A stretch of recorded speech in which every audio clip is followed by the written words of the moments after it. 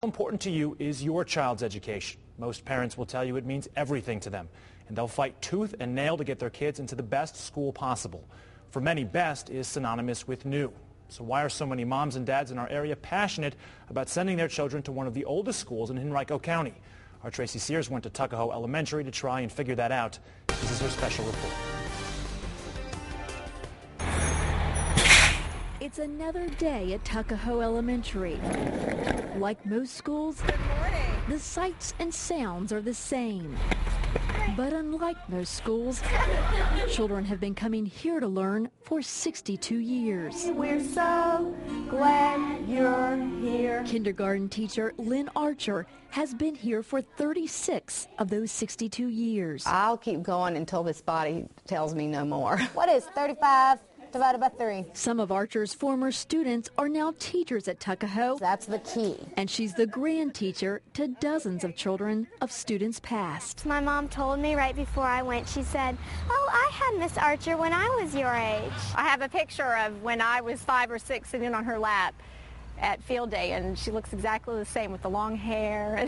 Very good. Some ask Archer, why spend so many years in one school? What is a quarter worth? You have the consistency of having these great families here all the time and a lot of support in the community. Built in 1947, Tuckahoe is among the oldest schools in Henrico County.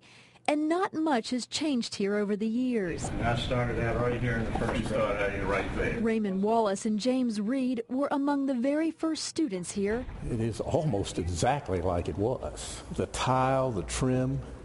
Up until 2 or 3 years ago, the seats in the auditorium were the same ones, I'm convinced. When you come back and look, it all comes back. It's amazing. But what's more amazing for both men is seeing their legacy. I think it's really neat because both my grandfathers went here, and I sitting in the same seats, walking along the same path. For years, families like the Reeds have been returning to Tuckahoe, despite several private schools and newer schools close by.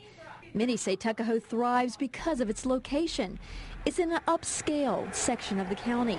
Some have even complained West End schools like Tuckahoe are favored when it comes to school funds. When I hear people in other parts of the county say, "Oh, you get everything." No, we really don't. In fact, Archer says Tuckahoe was one of the last schools to even get air conditioning. You know, we were over here just sweating bullets. It was so hot in here.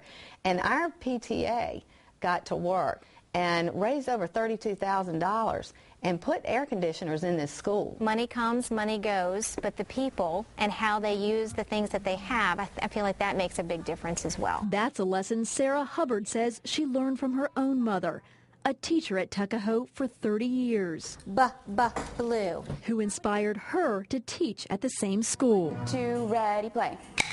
Just as Casey Bradley's music teacher inspired her. Triangles again. 1, 2. I sat right here, and my music teacher stood up here, and this is where I figured out that I wanted to be a music teacher. This is the story of Frederick. Once you're a teacher, you're always a teacher, and you're certainly not in it for money. You're in it because you love kids and you love what you do. And at the end of the day, teachers, parents, and students all say that's what matters most at Tuckahoe. Welcome to school today, I remember that song. In case you're wondering, about 673 students attend Tuckahoe, and the teacher-student ratio was about 18-1. As for their third grade SOL scores, the school received a 97 in English and 98s in math, history, and science.